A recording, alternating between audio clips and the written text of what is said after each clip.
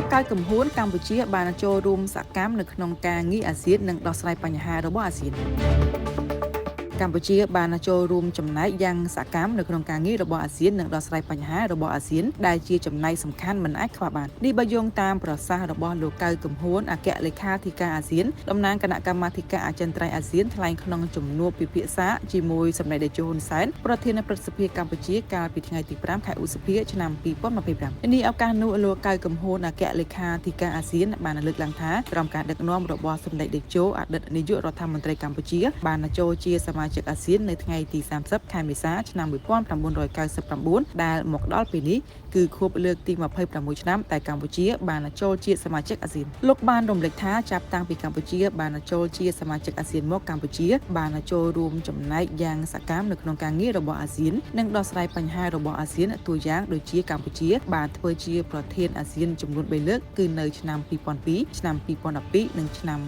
2022ដែលតួនាទីរបស់កម្ពុជាជាប្រធានអាស៊ានបានចូលរួមចំណែកយ៉ាងសំខាន់ក្នុងការដោះស្រាយបញ្ហាប្រឈមរបស់អាស៊ាននាពេលកន្លងមកក៏ដូចជានៅថ្ងៃអនាគតបន្ថែមពីនេះលោកកៅកំហួនក៏បានរំលេចតួនាទីដ៏សំខាន់របស់កម្ពុជាជាពិសេសសម្ដេចតេជោដែលបានជួយគាំទ្រដល់ទីម៉ូឡេស្តេឲ្យបានចូលជាសមាជិកពេញសិទ្ធិរបស់អាស៊ានជាពិសេសនៅក្នុងឆ្នាំ2022កន្លងទៅនេះនៅពេលដែលកម្ពុជាបានធ្វើជាប្រធានសម្ដេចតេជោបានជួយឲ្យទីម៉ូឡេស្តេបានចូលជាសមាជិកអង្គការរបស់អាស៊ានហើយសូមបញ្ជាក់ថាទីម៉ូឡេស្តេនៅពេលនេះគឺជាសមាជិកអង្គការរបស់អាស៊ានហើយសម្ដេចតេជោកំពុងតែខិតខំជំរុញឲ្យទីម៉ូឡេស្តេបានចូលជាសមាជិកពេញសិទ្ធិរបស់អាស៊ាននៅក្នុងឆ្នាំ2025នេះជាការឆ្លើយតបសម្ដេចតេជោហ៊ុនសែនបានថ្លែងអរគុណលេខាធិការដ្ឋានអាស៊ានសម្ដេចបន្តថាកម្ពុជាកាលពី26ឆ្នាំមុននៅមុនពេលកម្ពុជាចូលជាសមាជិកអាស៊ាននិងទីម៉ូឡេស្តេបច្ចុប្បន្នគឺស្ថានភាពរបស់ទីម៉ូឡេស្តេគឺប្រសើរជាងកម្ពុជាឆ្ងាយណាស់សម្ដេចសង្ឃឹមថាទីម៉ូឡេស្តេនឹងអាចចូលជាសមាជិកអាស៊ាននៅឆ្នាំ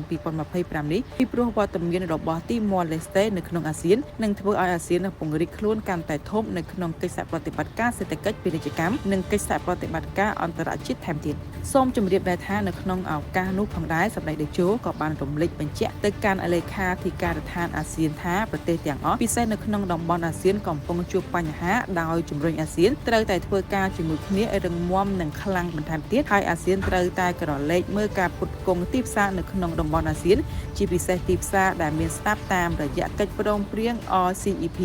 ដែលប្រទេសនៅក្នុងអាស៊ានមិនគួរមើលរំលងនោះឡើយ